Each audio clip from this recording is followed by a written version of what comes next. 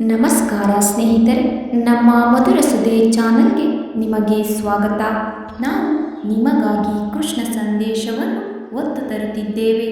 ಇಂದಿನ ಕೃಷ್ಣ ಸಂದೇಶವನ್ನು ನೋಡುವ ಮೊದಲು ಯಾರೆಲ್ಲ ನಮ್ಮ ಚಾನಲನ್ನು ಹೊಸದಾಗಿ ವೀಕ್ಷಿಸುತ್ತಿದ್ದೀರಿ, ನಮ್ಮ ಚಾನಲನ್ನು ಸಬ್ಸ್ಕ್ರೈಬ್ ಮಾಡಿಕೊಳ್ಳಿ. ಹಾಗೆಯೇ ಬೆಲ್ ಬಟನ್ ಒತ್ತುವ ಮೂಲಕ ನೋಟಿಫೈ ಆಗಿರಿ. ಇಂದಿನ ಕೃಷ್ಣ ಸಂದೇಶವನ್ನು ನೋಡೋಣ.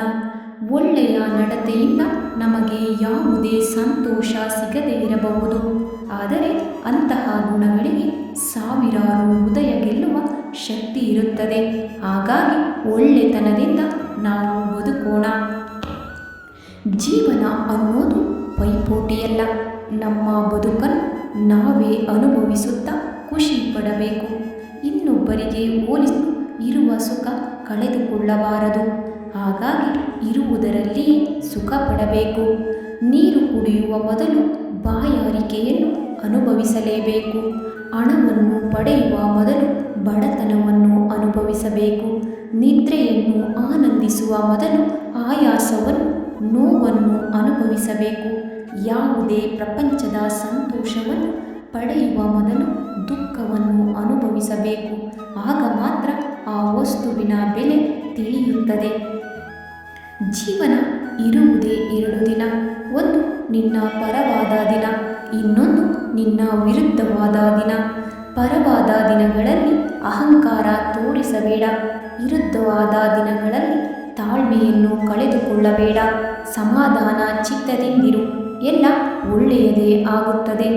ಯಾವಾಗ ನಿನಗೆ ಶತ್ರುಗಳ ಸಂಖ್ಯೆ ಜಾಸ್ತಿ ಆಗುತ್ತದೆ, ಅಂದು ನೀನು ನಡೆದ ದಾರಿ ಸರಿಯಾಗಿದೆ ಮತ್ತು ನಿಖರವಾಗಿದೆ ಎಂದರ್ಥ. ಯಾವುದಕ್ಕೂ ಭಯಪಡಬೇಡ. ಯಾರ ಜೀವನ ಕಷ್ಟವಲ್ಲ, ಹಾಗಂತ ಕನಿಷ್ಠವೂ ಅಲ್ಲ. ಜೀವನದಿಂದ ಓಡಿ ಹೋಗಬೇಡ. ಅದನ್ನು ಎದುರಿಸಲು ಧೈರ್ಯದಿಂದ ಜೀವನ ಸಾಗಿಸು. ಆಗ ಕಷ್ಟ ತಾನಾಗಿಯೇ ಎದರಿ ಹಿಂದೆ ಸರಿಯುವುದು. ಎಲ್ಲ ಒಳ್ಳೆಯದೇ ಆಗುತ್ತದೆ. ಬದಲಾವಣೆಗಳಿಗೆ ಹೆದರಬೇಡ. ಬದಲಾವಣೆ ನಿಸರ್ಗದ ನಿಯಮವಾಗಿದೆ. ನೀವು ಬದಲಾವಣೆಗಳಿಗೆ ಸದಾಕಾಲ ಸಿದ್ಧವಾಗಿರಬೇಕು.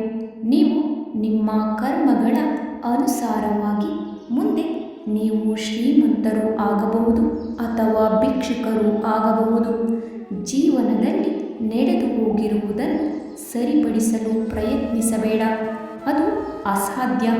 ಮುಂದೆ ಆಗಬೇಕಾದದ್ದನ್ನು ಸರಿಯಾದ ರೀತಿಯಲ್ಲಿ ಯೋಚನೆ ಮಾಡು. ಅದು ಖಂಡಿತವಾಗಿಯೂ ಸಾಧ್ಯವಾಗುತ್ತದೆ. ಕಳೆದುಕೊಂಡಿರುವುದಕ್ಕಿಂತ ಪಡೆದುಕೊಂಡಿರುವುದನ್ನು ನಿರ್ಲಕ್ಷಿಸಬೇಡ. ಪಡೆದುಕೊಂಡಿರುವುದು ಕಳೆದುಕೊಂಡಿರುವುದಕ್ಕಿಂತ ಶ್ರೇಷ್ಠವಾಗಿರಬಹುದು. ಇದ್ದಿದ್ದರಲ್ಲೇ ಖುಷಿಯನ್ನು ಪಡುವುದನ್ನು ಕಲಿತುಕೋ. ಧನ್ಯವಾದಗಳು. ನಮ್ಮ ಪ್ರಯತ್ನ ನಿಮಗೆ ಇಷ್ಟವಾಗಿದ್ದಲ್ಲಿ ನಮ್ಮ ವಿಡಿಯೋಗೆ ಒಂದು ಲೈಕ್ ನೀಡಿ. ಹಾಗೆಯೇ ನಮ್ಮ ಚಾನಲನ್ನು ಸಬ್ಸ್ಕ್ರೈಬ್ ಮಾಡಿಕೊಳ್ಳಿ. ನಿಮ್ಮ ಅನಿಸಿಕೆ, ಅಭಿಪ್ರಾಯಗಳನ್ನು ಕಮೆಂಟ್ ಮೂಲಕ ತಿಳಿಸಿ.